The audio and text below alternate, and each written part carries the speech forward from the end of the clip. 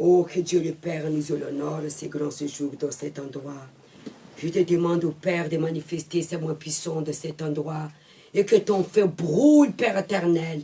Et que ton feu brûle, Père éternel. Et que ton feu brûle, Père éternel. Et que ton feu brûle, Père éternel. Amen. Exode 3, s'il vous plaît. Moïse faisait paître les troupeaux de Jéthro. Son beau-père, sacrificateur des mendiants, il amenait les troupeaux derrière désert en vain en la montagne de Dieu, Horeb. Qu'est-ce que Moïse y faisait? Il faisait paître les troupeaux. Ici, les troupeaux, c'est les brebis. L'ange de l'Éternel lui apparut dans une flamme de feu, au milieu d'un buisson. Moïse regarda, et voici les buissons et tout en feu. Et les buissons ne se consument point. Pourquoi l'Éternel, il s'est apparu à Moïse dans une flamme de feu, et le feu ne s'éteint point? Parce que Dieu veut montrer à Moïse de quelle nature notre Dieu. Notre Dieu, c'est un Dieu de dévorant. C'est un Dieu que Satan ne peut pas la consumer. Ne peut pas la consumer. Si l'Éternel, votre Dieu, ne fait pas de chacun de vous une flamme de feu, Satan va vous consumer. Il y a de deux feux, le feu de l'Éternel et le feu des étrangers. Le feu des étrangers, c'est les épreuves que nous faisons face. Mais si la personne, elle a la flamme de l'Éternel, ces épreuves ne veut pas la éteindre. Dieu, il s'est apparu à Moïse dans une flamme de feu pour dire à Moïse que je ferai de toi une flamme de feu. L'Éternel vit qu'il se détournait pour voir, et Dieu l'appela au milieu des buissons. Dieu nous appelle au milieu des buissons, au milieu des épreuves. Nous tous, nous allons tous passer ce feu. Moïse dit, je vais me détourner pour voir quelle est cette grande vision et pourquoi les buissons ne se consument point. Dieu permet des épreuves dans notre vie, peuple de Dieu, pour que nous apprenions à dépendre de lui, pour que nous détournons envers Dieu. Nous tous, nous sommes venus à Dieu à travers les épreuves. Dieu a permis ces buissons qui ne s'éteignent pas pour que Moïse détourne sa face envers Dieu.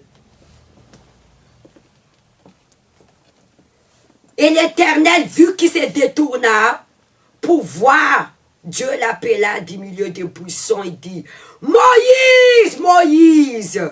Il répondit, me voici. C'est dans le désert que Dieu a appelé Moïse dans le feu des buissons. Pourquoi Moïse est trouvé dans le désert? Parce qu'il fuyait la face de Pharaon qui devait le tuer. C'est pourquoi Moïse, il est parti loin de Pharaon. Il s'est trouvé dans la montagne et Dieu l'appela dans le buisson. Dieu vous appelle des épreuves. Dieu connaît votre prénom. Dieu te connaît. Dieu dit, n'approche pas d'ici. Ôte tes souliers et tes pieds, car le lieu sous lequel tu te tiens est une terre sainte. Dieu nous appelle à nous quand nous étions dans ce monde. Et Dieu a permis les épreuves pour nous appeler. Et quand nous venons dans sa maison, les lieux où que tu te tiens est sainte. Parce que même la Bible mentionne très bien que la maison de Dieu, c'est une maison de prière. Et quand nous venons dans la présence de Dieu, nous devons enlever les souillures, les péchés, les mensonges, l'hypocrisie, la jalousie, la fornication, la prostitution. Ou vous manquez d'engagement avec Dieu. Et Moïse veut s'approcher de Dieu. Dieu a dit non, ôte tes souillures. Parce que Moïse avait une souillure en lui. Il a tué l'Égyptien. Moïse, il ne connaît pas les vrais dieux. Il connaît les dieux d'Égyptiens. Son Dieu était Pharaon. Moïse, il vivait dans la gloire. Moïse ne connaît pas Dieu. Dieu, il fallait qu'il s'est appareil à Moïse. Plus que ça. 6. Il ajouta, j'ai su le Dieu de ton père, le Dieu d'Abraham, le Dieu d'Isaac et le Dieu de Jacob. Moïse se cacha le visage, car il craignait regarder Dieu. Il se cacha visage. Et l'Éternel dit, j'ai vu les souffrances de mon peuple qui est en Égypte. Dieu voit votre souffrance. Mais qu'est-ce qu'il faut l'enlever? Les péchés. Les souillures de vos sandales. Dieu attend votre souffrance. Dieu, il ne vous a pas fait de nous une âme découragée. C'est pourquoi il a envoyé son Fils Jésus-Christ. Pour qu'on ne soit pas une âme découragée. Si nous ne nous battons pas pour notre rêve, Satan va voler ses rêves. Tout est possible, mes amis, mais rien n'est facile. Rien n'est facile. La foi, il faut qu'il soit ancré dans l'âme et dans l'esprit. Sinon, nous allons abandonner. Sinon, nous allons abandonner. Et la vie éternelle, ce n'est pas pour les lâches. Quand je parle des lâches, ce n'est pas pour les personnes qui ne soient pas déterminées. Marcher avec Dieu, ce n'est pas marcher avec tapis rouge. La foi que nous avons, peuple de Dieu, elle était donnée par Dieu pour sauver notre âme. Ce n'est pas seulement conquérir les biens matériels, mais pour obtenir la vie éternelle. Il faut la maintenir jour après jour. C'est une guerre tous les jours. Si vous êtes une âme découragée, vous n'allez pas gagner la vie éternelle. C'est une guerre constamment face au Satan Lucifer. Parce que Jésus l'a déjà fait sa part sur la croix. C'est à nous maintenant d'affronter Lucifer. Ne pense pas que Jésus va descendre crucifié de nouveau pour toi. Il a fait une fois. Il ne va pas le faire deuxième fois. Réveillez-vous. La personne pense qu'il vient à l'église, que les choses c'est fait comme les jours et lendemain. Le pasteur du prophétisme, tout dépend de votre disposition. Il faut lutter. La foi que nous avons est amenée à être approuvée. C'est comme une femme enceinte. Elle engendre les bébés pendant 9 mois. C'est une souffrance, même pour faire sortir l'enfant. Mais après, elle va oublier sa souffrance.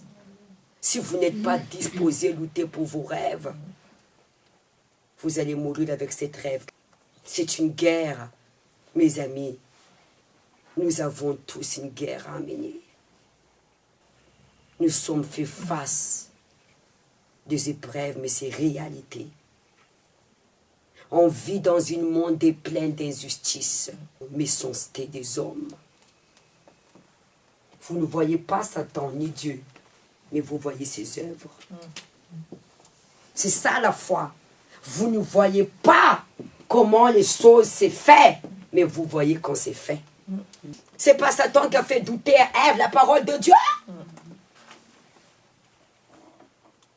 Le plus grand de l'instrument du diable pour nous détruire, c'est le doute. Nous souffrons à cause des doutes. L'origine de la malédiction vient des doutes. Parce que Satan a fait douter la parole de Dieu et Ève a désobéi Dieu. Le plus grand péché, c'est les doutes. C'est les doutes. Les doutes, les premiers notre ennemi. C'est nous que nous ouvrons la porte du diable. Parce que nous fait voir des épreuves. Dieu n'est pas avec toi. Si Dieu est avec toi, pourquoi toutes ces épreuves? Pour nous faire désister, abandonner la foi. La Bible, c'est la prophétie. Amen. Ça fait combien de temps tu manifestais avec un démon? 7 ans. 7 ans. C'est beaucoup. Tu venais à l'église tous les jours? Tous les jours. Tous les jours. Combien de temps? 7 ans. Que d'épreuves? 7 ans. Tu jeûnais, tu sacrifies, tout fait. Il n'y a rien qui marche. Rien. 7 ans. Dieu m'a abandonné. Est-ce que Dieu existe? Tu vivais dans le péché? Non. Non. Est-ce que j'ai prophétisé sur ta vie? Comme quoi j'allais changer? Oui. Oui. Est-ce que tu as vu tout de suite? Non. Ta vie a changé? Oui. Dis-nous ce que Jésus a fait. Oh, beaucoup de choses. Déjà, il m'a accordé la délivrance récemment. Ma vie professionnelle a complètement changé. Au niveau de mon intérieur, je suis en paix. Je suis bien. Tu as attendu l'argent de ton procès combien de temps? Alors, 10 ans de lutte et 5 ans de procès. Tu as eu les procès? Oui. Combien? À peu près 45 000 euros. Quel est le miracle que Jésus a fait pour toi il y a 3 jours? Il m'a baptisé de son esprit. Amen. Il m'a fait cette grâce en fait de pouvoir le servir. Elle va servir. Sa vie a changé de l'eau. Amen.